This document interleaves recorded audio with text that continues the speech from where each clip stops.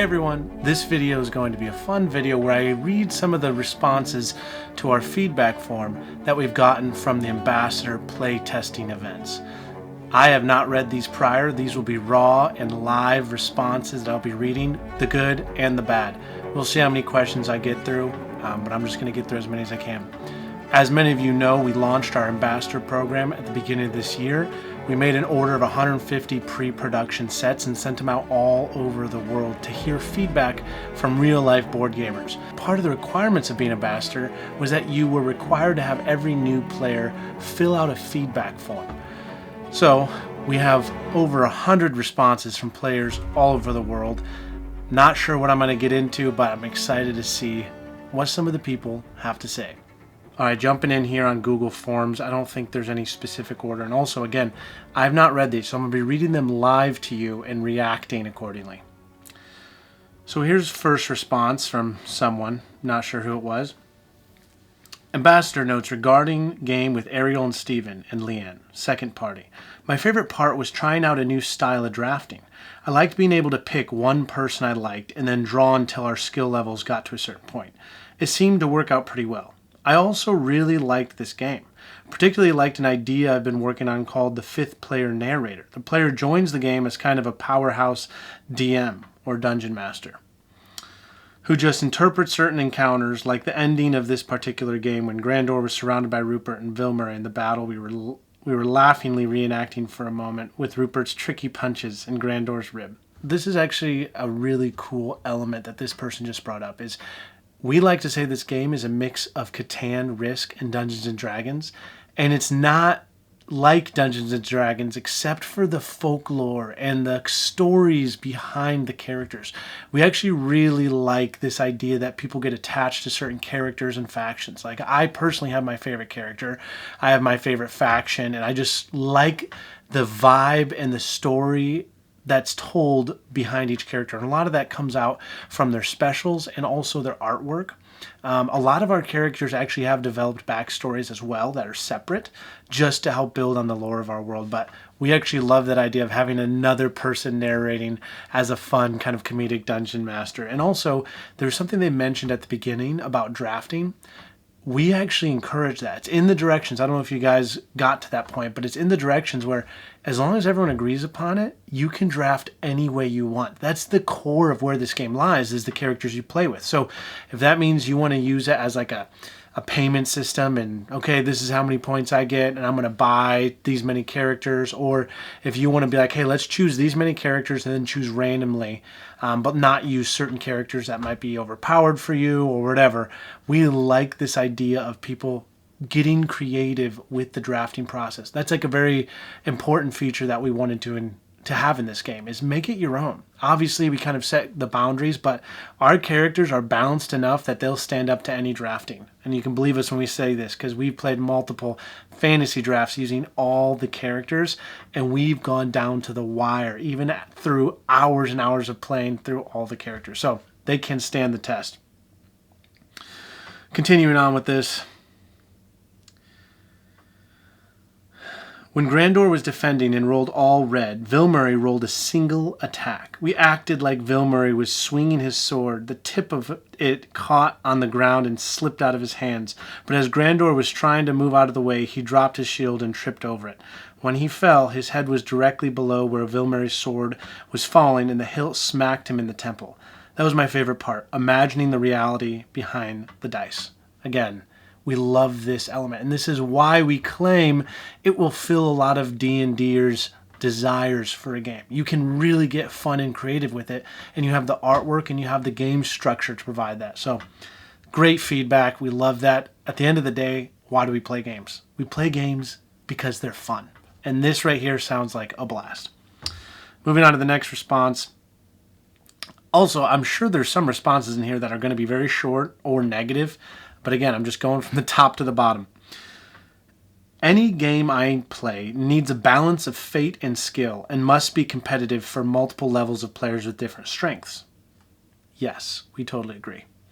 I've played Lords of Waterdeep for almost 10 years on a regular basis for this reason.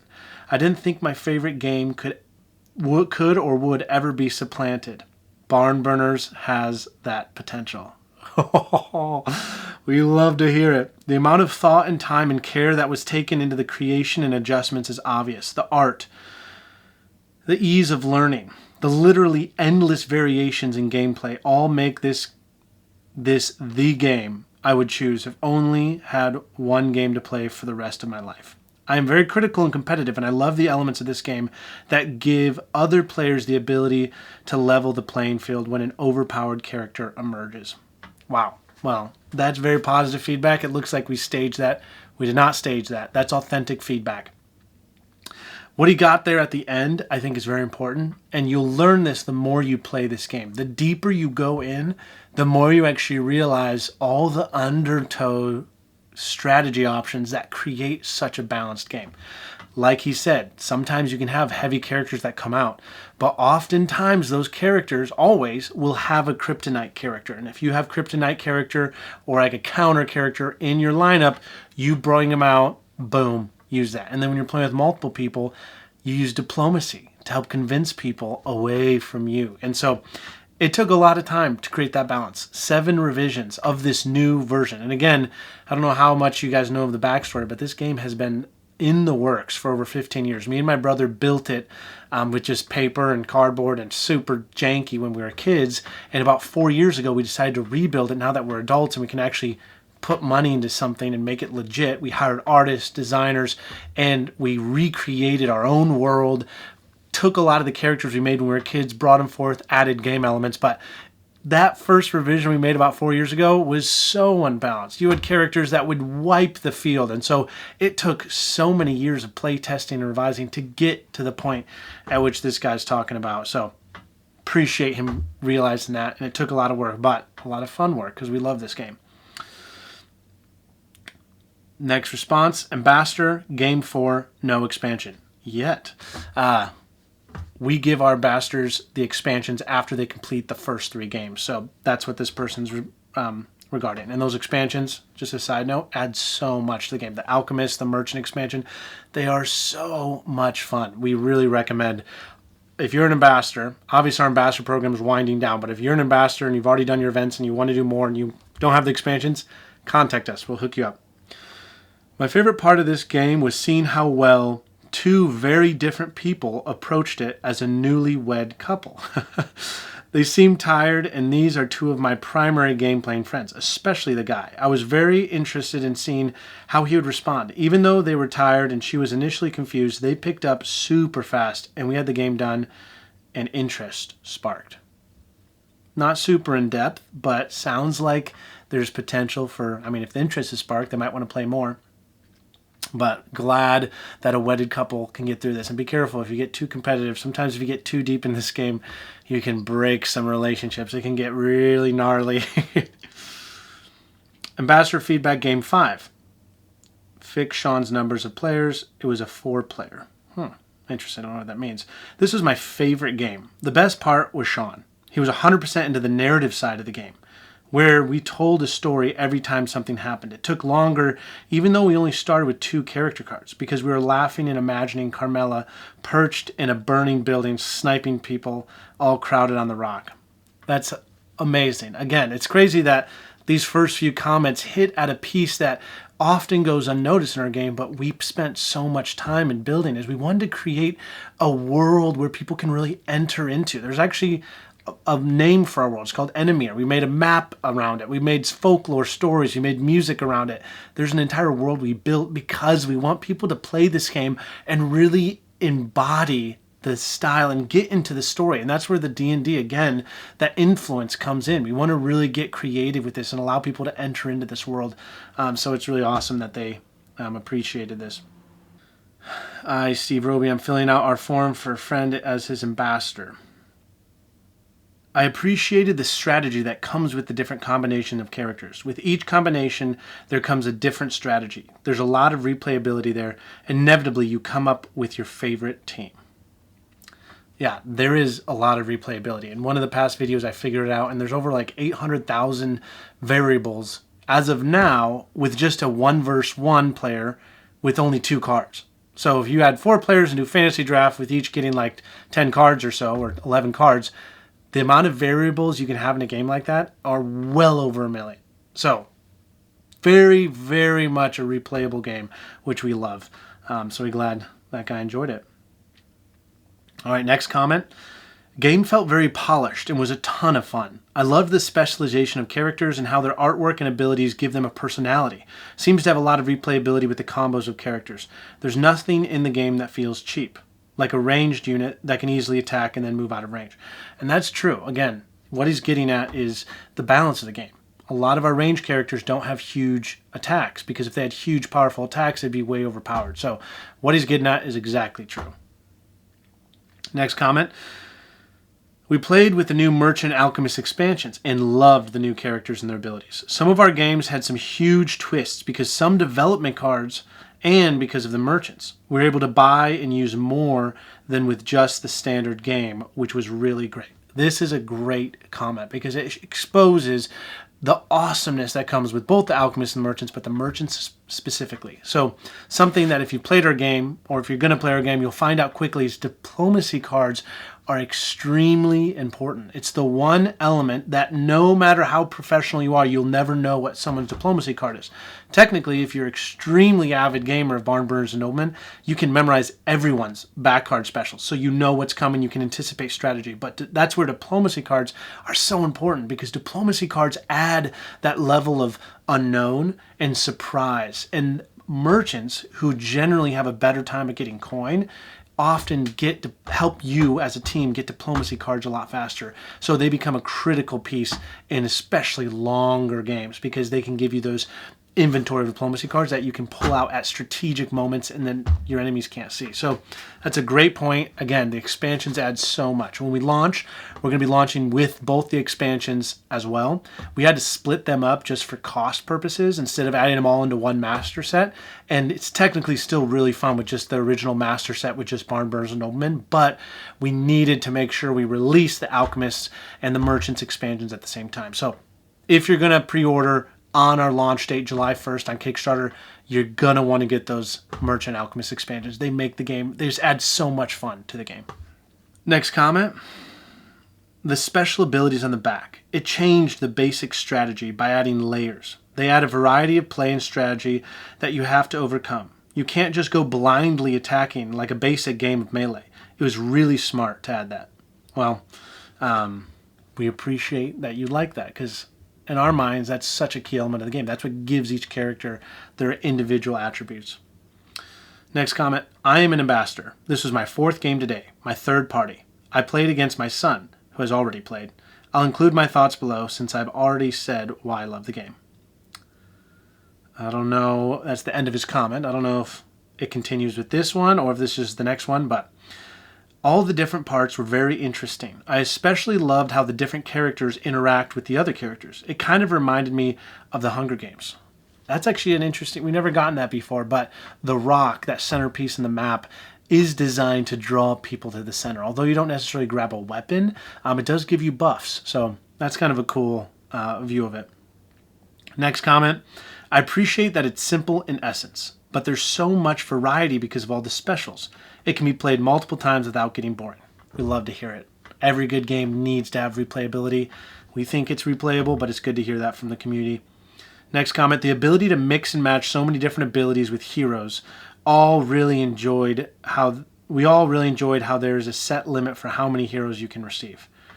That's a little bit confusing because technically when you draft, you might get more heroes than someone else. There's not necessarily, unless you make that in your custom drafting style, but yes, it is definitely balanced. Usually heroes are better, but just a little tidbit, word from the wise, being a hero is not always better, and especially since some characters have specials against heroes. So keep that in mind. And another small insider note, most of the characters are unique units, and then heroes are next, and then the least amount of characters are group units. So just keep that in mind. Next one, I really like what I can see. I would experience more. The character combinations and experimentation and how that can vary the game every time. Well, sounded positive, but didn't really understand that. Next comment, fun character positioning with the hoods. More characters with disengagement skills like the hoods would make the combat more interesting.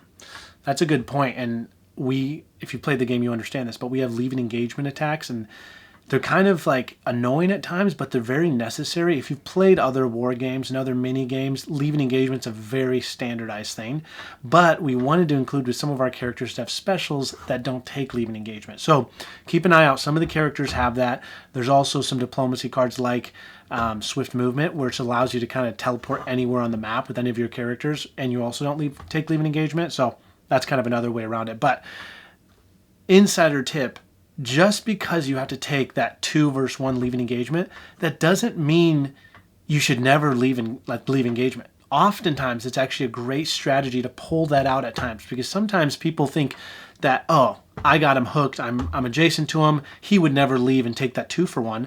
But if you have like a character with like 5 or 4 health left, and there's a weak character that you could demolish walking behind you, that you could just go kill right away, that your opponent's banking on, oh no, he's engaged with me, there's no way he would leave. Oftentimes, strategically, it works so well to take that leaving engagement attack, take that risk, maybe take up to 2 damage, or maybe none, and then like unload that awesome attack or special you might have on that weak character to kill them, because you would do more damage. So keep that in mind. Leaving engagement is actually a very strategic move sometimes, so don't always just refuse to move because of leaving engagement.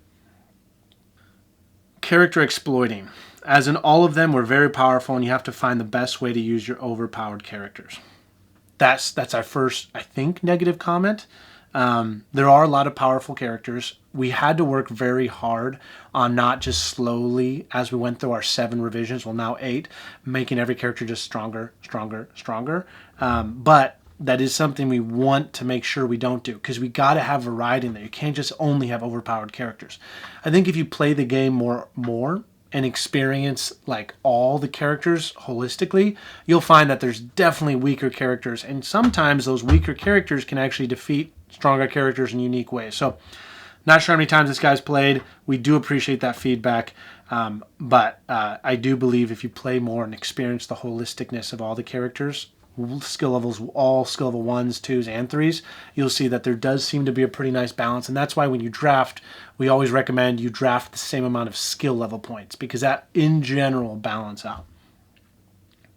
Next comment, there's a good balance between strategy and the game still being fairly simple. Also, the metal coins are amazing. First part of that comment, we tried to make it that way. We wanted to keep the game simple, simple, simple, yet you can dive deep. Easy to learn, endlessly long time to master. That's the kind of idea we wanted to go with this game, and we felt like we did a pretty good job. We tried to take all the cool ideas we had. Instead of altering the basic game rules, we decided to make characters that embody those specific cool kind of functions. So that was a lot of effort on our part to do that, but we're glad you appreciate that. And the coins, that is a whole thing on its own, because we've gotten lots of recommendations to make them cardboard. We've gone back and forth, but we just believe a game should add more than just the mechanics. There's something visceral. I remember as a kid playing these games that felt so extravagant, coming with tons of 3D minis already painted, and these amazing tokens or game units, or almost like if it was a toy almost. And so we really, me and my brother, we really believe in the visceral, tangible experience someone has when they play our game. So although it's costly and costs more premium and we make less money, we really thought it would add to the experience of this game. So we decided to push forward with keeping the metal coins. So we appreciate people who acknowledge that, because it was definitely a big topic. But we think by doing this, it's going to do all our players a better service, because we think it'll just add to the level of fun and enjoyment this game provides. All right, well, got through a lot of those comments. That's all for now. There's still tons more comments. I'll probably make another one of these videos down the road, but for now, we're going to stick with that. Thanks for watching. Please reach out with any comments. And again, mark your calendars, July 1st, 2025.